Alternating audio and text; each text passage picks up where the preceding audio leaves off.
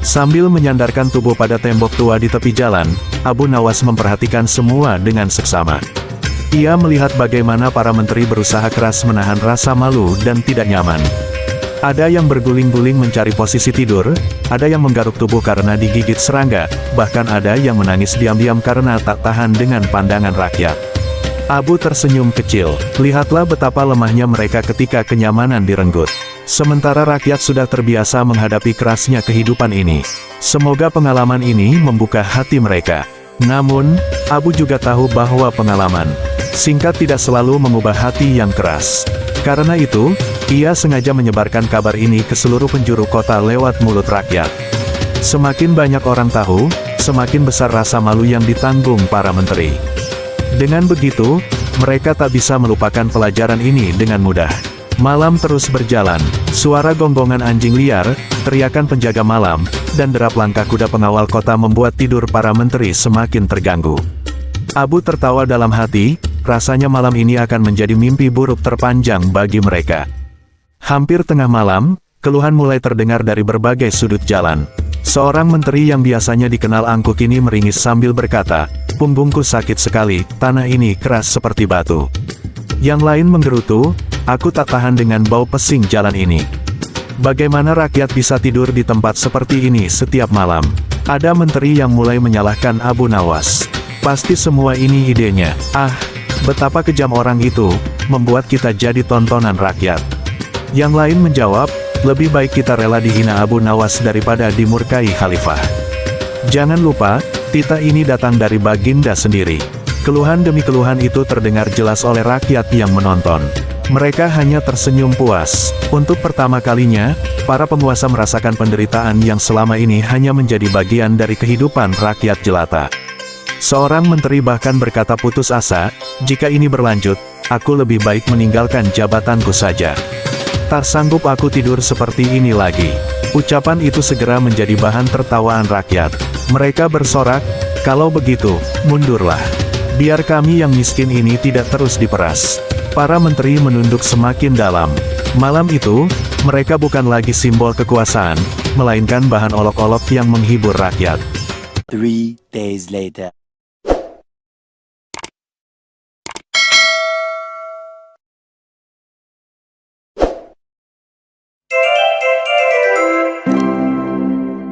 Di kota Baghdad yang megah, cahaya lampu minyak berkelip di setiap sudut pasar. Dari kejauhan, menara istana tampak berkilau, seakan memamerkan kemegahan khalifah kepada seluruh dunia. Namun, di balik cahaya gemerlap itu, ada suara-suara lirih yang tak sampai ke telinga penguasa, suara keluhan rakyat jelata. Seorang penjual kurma menggerutu kepada tetangganya, "Setiap hari pajak naik. Dagangan kita tak seberapa, tapi pungutan terus dipaksa. Apa kita ini cuma sapi perah bagi para menteri?" Seorang ibu yang sedang menimang anaknya menimpali, "Aku bahkan harus menjual kain terakhir milikku untuk membeli gandum." Sedangkan di istana, para menteri berpesta setiap malam. Abu Nawas, yang gemar berjalan menyamar di tengah rakyat, mendengar semua keluhan itu. Ia tidak langsung angkat suara. Ia hanya duduk di dekat gerobak sayur yang sederhana, pura-pura menjadi orang biasa. Dalam diam, ia mengamati wajah-wajah penuh lelah itu.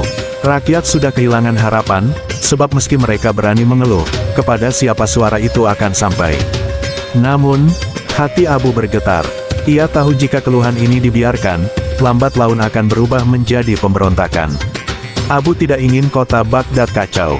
Ia mencintai rakyatnya, dan dalam caranya yang unik, ia juga ingin menolong khalifah agar tidak dikhianati oleh para menteri tamak. Malam itu, di rumah sederhananya, Abu merenung di bawah cahaya lentera. "Jika aku menegur para menteri secara langsung, mereka pasti akan membenciku. Jika aku mengadu pada khalifah tanpa bukti, beliau mungkin menganggapku hanya mencari perhatian. Maka harus ada cara lain, cara yang membuat mereka sendiri merasakan apa yang dialami rakyat." Ia pun mulai merancang sebuah siasat. Senyumnya muncul perlahan, tanda akalnya yang tajam sedang menemukan jalan. Ya, hanya dengan rasa yang sama, mereka akan mengerti. Jika rakyat tidur di jalan karena kemiskinan, maka para menteri pun harus kubuat tidur di jalan, agar mereka tahu pedihnya kehidupan tanpa kemewahan. Beberapa hari kemudian, suasana istana begitu meriah. Lampu-lampu minyak dipasang di setiap pilar, tirai sutra berwarna emas menjuntai indah, dan meja-meja panjang dipenuhi aneka makanan, daging kambing panggang, buah delima segar, roti yang masih hangat, serta kendi-kendi penuh anggur manis.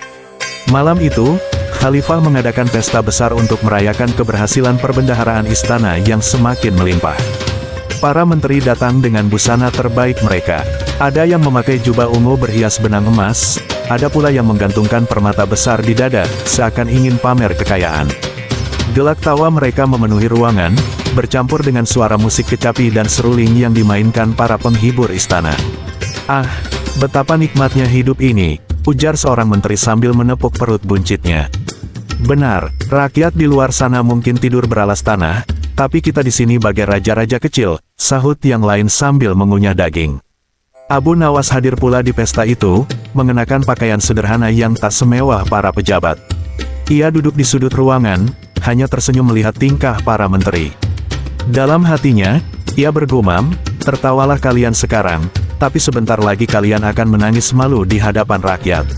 Ia memperhatikan bagaimana menteri-menteri itu saling memuji, berebut perhatian Khalifah, dan tidak satupun menyinggung keadaan rakyat di luar istana. Abu semakin yakin bahwa waktunya sudah tepat untuk melancarkan siasatnya. Ia hanya menunggu kesempatan agar ide gilanya terdengar langsung oleh sang Khalifah. Tengah malam, ketika musik berhenti sejenak dan semua tamu menikmati hidangan, Khalifah Harun ar-Rasyid menoleh ke arah Abu Nawas. Wajahnya bersinar oleh lampu-lampu minyak, namun matanya menyimpan rasa ingin tahu. "Wahai Abu Nawas," ucapnya lantang, membuat semua mata tertuju pada mereka. "Engkau terkenal cerdik, dan sering punya cara unik. Katakan padaku, bagaimana aku bisa tahu siapa menteri yang benar-benar setia kepadaku?" Para menteri yang mendengar pertanyaan itu langsung tegang. Mereka berpura-pura tenang, tapi jantung mereka berdegup kencang. Setia kepada Khalifah, itu soal yang berbahaya. Jika salah langkah, bisa saja mereka kehilangan jabatan. Abu Nawas tersenyum santai, lalu menjawab, "Ampun Baginda, pertanyaan itu tidak bisa dijawab dengan kata-kata saja. Kesetiaan sejati tidak tampak dari lidah, tapi dari perbuatan. Lidah bisa berbohong, tapi tindakan tidak bisa disembunyikan."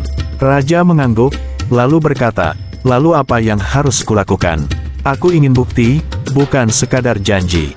Suasana menjadi hening. Para menteri menelan ludah, khawatir Abu akan mengusulkan sesuatu yang memberatkan mereka. Dan benar saja, Abu sudah menyiapkan jawaban yang akan mengguncang istana. Abu Nawas berdiri perlahan.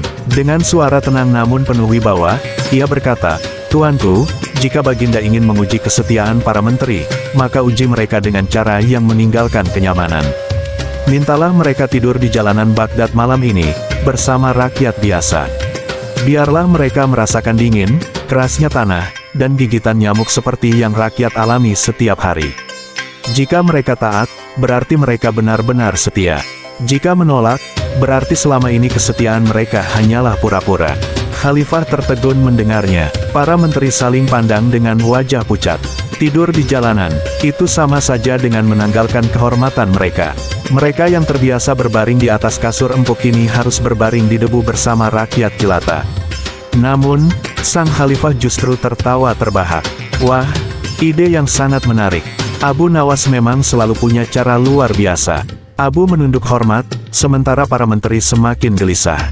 Mereka tidak bisa membantah secara langsung, sebab itu sama saja menentang perintah Khalifah. Tak lama kemudian, Khalifah mengangkat tangannya dan berseru lantang di hadapan semua yang hadir, "Mulai malam ini, semua menteri akan tidur di jalanan Baghdad. Siapa yang berani menolak, berarti tidak setia padaku." Ruangan yang tadinya penuh tawa mendadak sunyi. Para menteri seolah membeku. Beberapa wajah memerah menahan malu, ada pula yang menunduk tak berani menatap Khalifah. Seorang menteri mencoba berbisik, "Tuanku, bukankah itu akan membuat rakyat menertawakan kami?" Namun Khalifah menjawab tegas, "Apa salahnya? Bukankah rakyat juga tidur di jalan karena kemiskinan? Jika kalian menganggap dirimu pengabdi negara, maka kalian harus mampu merasakan penderitaan rakyat. Malam ini, aku ingin melihat sendiri kesetiaan kalian." Abu Nawas tersenyum lebar. Rencananya berjalan mulus. Para menteri kini terjebak, mereka tak bisa menolak, tapi juga tak bisa menyembunyikan ketidaknyamanan yang akan datang. Malam yang memalukan segera menanti mereka. Malam semakin larut setelah pesta selesai. Para menteri satu persatu meninggalkan istana dengan wajah muram. Tidak ada lagi tawa atau perbincangan riang seperti saat mereka menyantap makanan lezat tadi. Sepanjang jalan, mereka hanya berbisik-bisik dengan nada panik. Bagaimana ini? Apa benar kita harus tidur di jalan malam ini juga? Tanya seorang menteri yang gemuk, keringatnya menetes meski udara dingin. Ya, kau dengar sendiri titah Baginda. Kalau kita menolak, habislah jabatan kita. Mungkin kepala kita pun ikut terancam. Sahut yang lain dengan suara bergetar. Mereka seperti ayam kehilangan induk. Biasanya mereka merasa paling berkuasa, namun kali ini mereka seperti anak sekolah yang baru saja dihukum gurunya. Ada yang mengusulkan, mungkin kita bisa pura-pura tidur di jalan sebentar, lalu kembali ke rumah diam-diam. Tetapi rencana itu segera ditolak, sebab siapa tahu ada mata-mata Abu Nawas yang mengawasi. Di sudut yang lebih gelap, Abu Nawas berdiri sambil mengintip. Ia menyaksikan wajah para menteri yang pucat pasi. Dalam hatinya, ia tertawa, inilah saat yang kutunggu. Kesombongan mereka mulai retak, diganti rasa takut. Besok pagi, Baghdad akan punya cerita baru yang akan dikenang lama. Para menteri akhirnya menyeret langkah, mencari tempat yang dianggap paling aman untuk berbaring. Tapi tak satu pun yang benar-benar rela. Semua dilakukan karena takut pada titah khalifah, bukan karena kesadaran. Malam itu, jalan-jalan Baghdad tampak berbeda dari biasanya. Biasanya hanya para pedagang miskin, pengemis, dan pengelana yang tidur beralaskan tanah. Namun kali ini, jalanan dipenuhi oleh orang-orang berpakaian mahal. Para menteri yang biasanya duduk di singgasana istana kini berbaring di atas debu. Rakyat yang melihat pemandangan itu ternganga. Seorang lelaki tua mengucek matanya, tak percaya dengan apa yang dilihatnya. Apakah itu benar Tuan Menteri yang biasa lewat dengan kereta kuda emas? Benar, lihat, ia bahkan membawa bantal sutra untuk tidur di tanah. Sahut yang lain sambil terkekeh.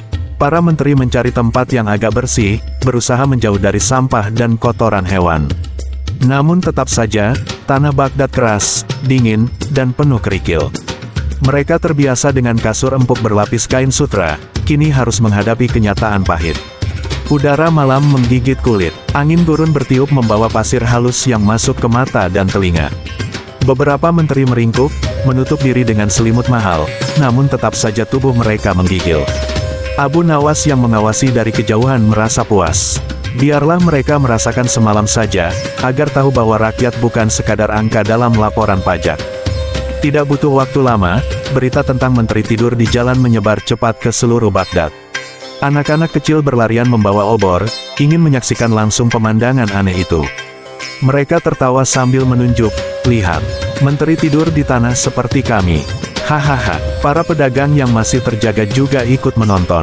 Seorang penjual roti berkata sambil menggoyang kepalanya, setiap hari mereka memeras rakyat, tapi malam ini mereka mencicipi hidup kita. Rasakanlah bagaimana pedihnya tidur di jalan. Seorang pengemis bahkan mendekat ke salah satu menteri dan berkata polos, Tuan, biasanya kau mengusirku dari pintu istana.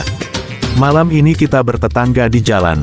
Bagaimana rasanya, Tuan? Menteri itu menutup wajahnya dengan kain, malu bukan kepalang.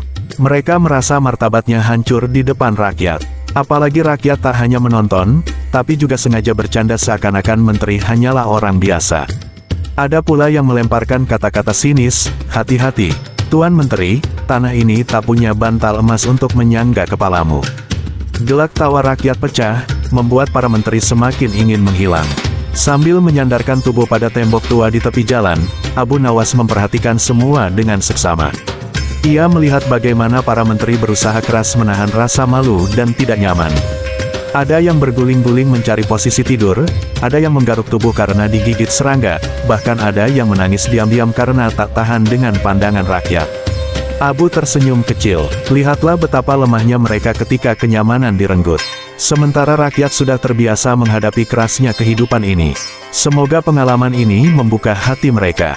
Namun, Abu juga tahu bahwa pengalaman singkat tidak selalu mengubah hati yang keras. Karena itu, ia sengaja menyebarkan kabar ini ke seluruh penjuru kota lewat mulut rakyat. Semakin banyak orang tahu, semakin besar rasa malu yang ditanggung para menteri.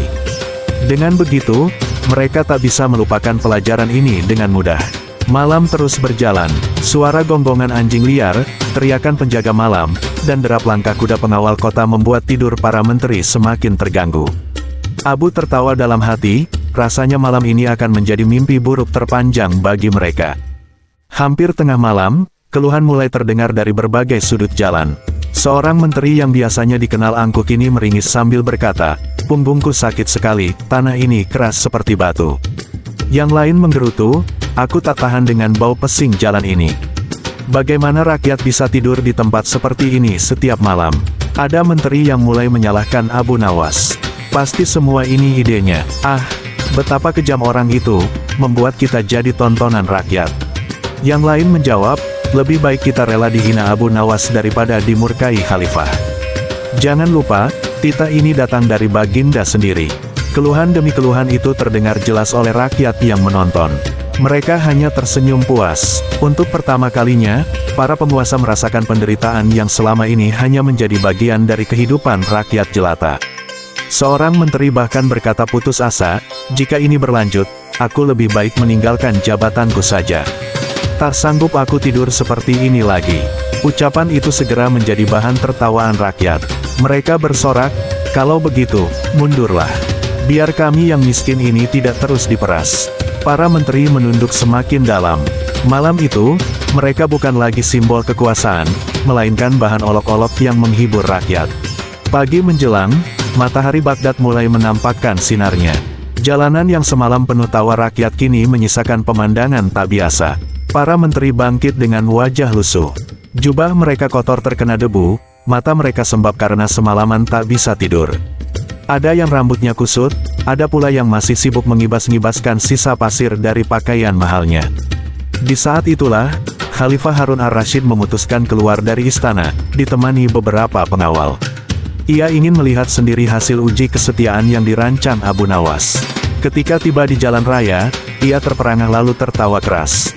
"Subhanallah, inikah menteri-menteriku yang biasanya tampil gagah? Kini kalian tampak seperti pengemis yang kehilangan rumah."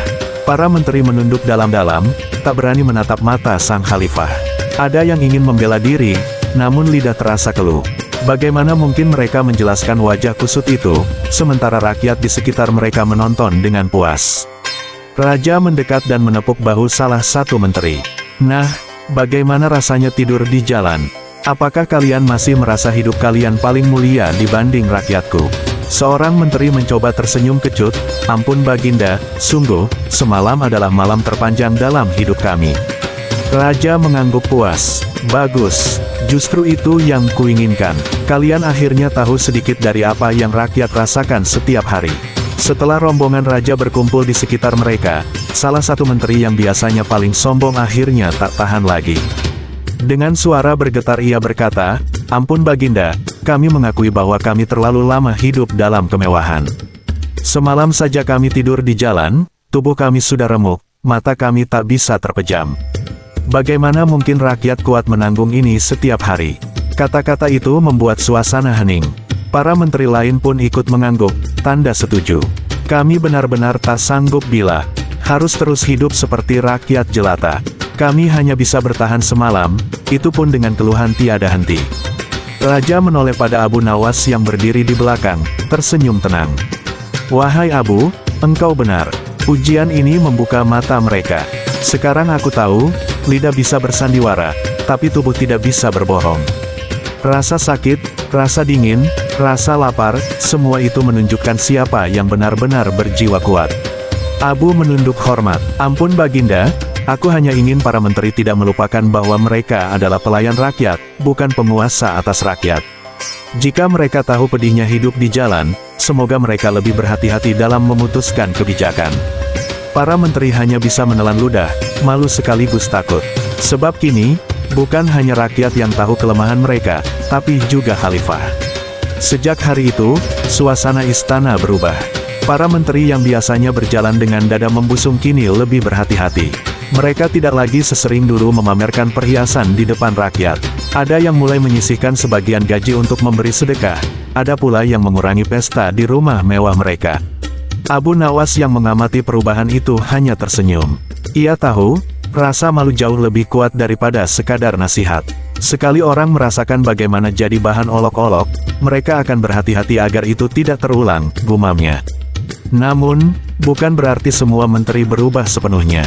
Ada juga yang diam-diam menyimpan dendam kepada Abu Nawas. Mereka merasa harga dirinya diruntuhkan. Tetapi mereka tak berani berbuat apa-apa, sebab perintah tidur di jalan datang langsung dari khalifah. Menentang Abu berarti menentang raja, dan itu sama saja menggali kubur sendiri. Raja sendiri merasa puas. Ia kini lebih waspada terhadap tingkah laku menterinya. Setiap kali melihat wajah lesu mereka, ia teringat bagaimana mereka terlihat seperti pengemis di jalan. Itu membuat sang khalifah bisa menertawakan keangkuhan yang dulu begitu menempel pada diri para pejabatnya. Kabar tentang peristiwa itu menyebar ke seluruh Baghdad. Rakyat menceritakan kisah menteri tidur di jalan sambil tertawa lebar. Seorang pedagang kurma berkata di pasar, "Ah, aku ingin sekali melihat wajah mereka lagi." Betapa malunya menteri-menteri itu semalam. Seorang ibu rumah tangga menimpali, "Semoga setelah ini mereka tahu bagaimana sulitnya tidur tanpa atap." Anak-anak kecil yang semalam melihat kejadian itu masih riang menceritakan kepada teman-temannya. Mereka menirukan gaya menteri yang menggeliat-geliat mencari posisi tidur, membuat semua tertawa terbahak. Bahkan ada pengamen jalanan yang menggubah syair khusus tentang para menteri tidur di tanah, yang langsung populer di setiap sudut kota. Rakyat merasa terhibur, tapi lebih dari itu, mereka merasa dihargai. Akhirnya para menteri tahu penderitaan kita, walau hanya sehari, kata seorang buruh pelabuhan. Semua ini karena Abu Nawas. Hanya dia yang berani membuat mereka turun dari singgasana. Nama Abu Nawas kembali harum di telinga rakyat. Ia dianggap pembela kaum kecil, orang yang berani menggunakan akal cerdiknya untuk mengingatkan penguasa. Beberapa hari kemudian, Abu Nawas duduk bersama murid-murid dan sahabat dekatnya di halaman rumahnya yang sederhana. Di bawah bayangan pohon kurma, ia berkata pelan namun penuh makna, "Kalian tahu, kekuasaan sering membuat orang lupa." Mereka yang duduk di kursi empuk merasa dunia hanya ada untuk melayani mereka. Padahal, kekuasaan sejati adalah kemampuan untuk merasakan penderitaan orang lain.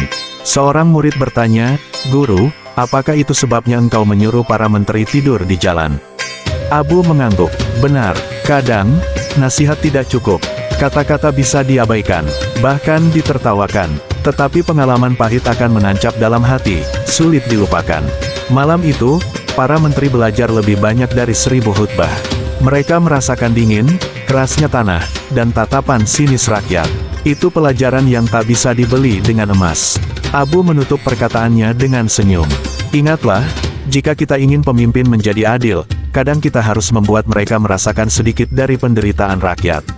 Itulah hikmah sebenarnya, dan kisah tentang malam memalukan itu menjadi legenda di Baghdad, kisah ketika para menteri yang angkuh dipaksa tidur di jalan, berkat kecerdikan seorang lelaki sederhana bernama Abu Nawas.